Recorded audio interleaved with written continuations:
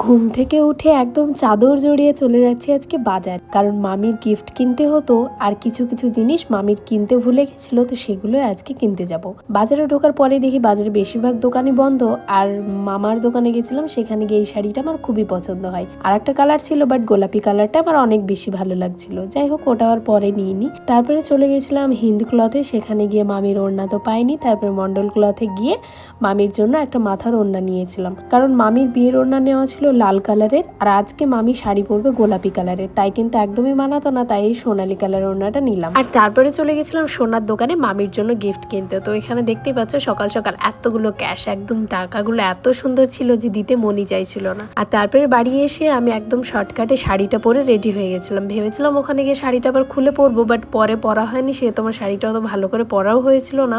আর মুখের মেকআপ আমি কিছুই করেছিলাম না, ভেবেছিলাম ওখানে গিয়ে মামিকে সাজানোর পরে আমি রেডি হব। আজকে বৌভাতের দিন সাজানোর দায়িত্ব কিন্তু পুরোই আমার উপরে, তাই আমি এখানে নিজে না সেজে চলে যাচ্ছি, কারণ আমি ভাবলাম আমি সাজলে হয়তো আমাকে সুন্দর লাগবে, বাট আজকে যার স্পেশাল দিন তাকে আগে সবার আগে সুন্দর দেখানো দরকার। তাই জন্য আমি নিজে রেডি না হয়ে কোনো রকম শাড়িটা পরে বেরিয়ে যাচ্ছি। আর এই ট্রলিটা দেখতে পাচ্ছ, এটাতে আমার সমস্ত মেকআপের জিনিসপত্র আছে। আর আমাকে দেখতে পাচ্ছ একদম সিম্পল ভাবে আমি চলে গেছিলাম। ভেবেছিলাম ওখানে গিয়ে সাজবো, বাট পরে আমার আর সেভাবে সাজতে ইচ্ছা করেনি। লুকটা তো তোমরা দেখতে পাবে কিছুক্ষণ পরে।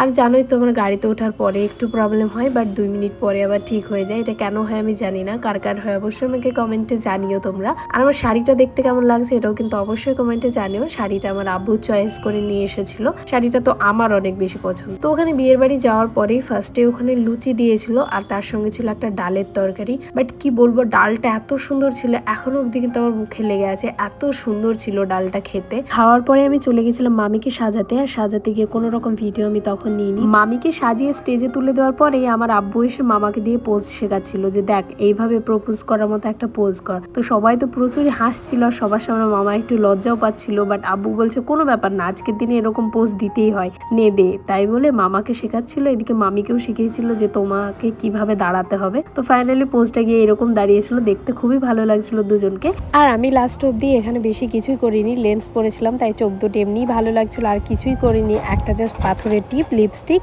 আর মাথায় একটু ফুল, এটুকু দিয়ে আমার বেশ কমফোর্টেবল, বেশ ভালো লাগছিল। আর খুব একটা মেকআপ আমি পছন্দ করি না, জানোই তো। আর মামির মেকআপটা এখানে কেমন হয়েছে অবশ্যই জানিও। আমি সাজিয়ে দিয়েছিলাম আজকে মামিকে, সবাই তো খুব কমপ্লিমেন্ট জানাচ্ছিল যে সুন্দর লাগছিল। তোমাদের কেমন লাগছিল অবশ্যই জানিও। আর এটা হচ্ছে আজকের মেনু, তোমরা দেখে নিও। খাওয়ার সময় আমি আর কোনো ভিডিও করিনি, আর ভাবলাম তোমাদেরকে আমার ফুল ফাইনাল লুকটা দেখিয়ে দিই। তো এই হচ্ছে আমার ফুল লুক। আমি শাড়িটা একটু ভালোভাবে পরতে চেয়েছিলাম, বাট পরে মামিকে সাজাতে গিয়ে শাড়িটা আরোই এলোমেলো হয়ে গেছিলো। যাই হোক, খুব ভালোই লাগছিল, সবাই বেশ নাম করছিল আমারও যে শাড়ির কালারটা খুব